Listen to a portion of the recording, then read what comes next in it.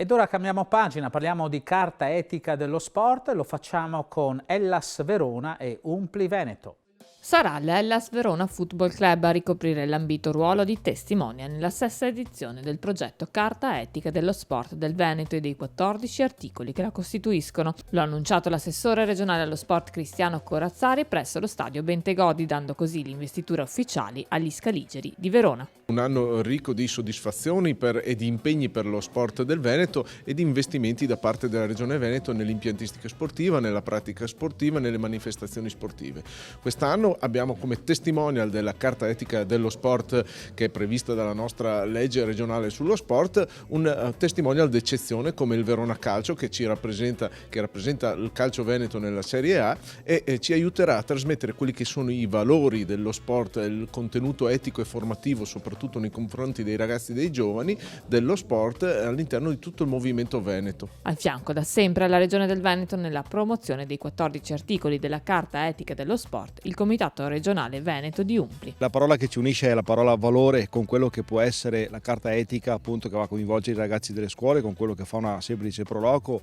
o tutto l'Umpli, se vogliamo, perché quel valore che è quello che ci aiuta, che ci serve per credere in una squadra, per credere nell'inclusività che bisogna dare alle persone che ne hanno bisogno, per credere a quell'obiettivo, appunto, che si raggiunge tutti insieme. Solo se si fa questo, ecco che allora si raggiunge un certo obiettivo. 2 gli ambiti del concorso: disegna a fumetti la carta etica e realizza il video della carta etica, entrambi aventi per oggetto uno o più articoli della Carta Etica dello Sport Veneto, codice di comportamento rivolto a tutti gli enti e soggetti a vario titolo interessati all'attività motoria e sportiva. A maggio le premiazioni ufficiali dei vincitori. Assolutamente siamo onorati di essere stati scelti come testimonial e quindi entra a far parte della storia della sottoscrizione, insomma, della carta etica, che, come ho già detto, sottoscriviamo in pieno in tutti quelli che sono gli articoli che la compongono, proprio perché l'Hellas si fa promotrice dei valori dello sport e questo ci piace tanto. Oggi più che mai è fondamentale e importante condividere sin da piccolissimi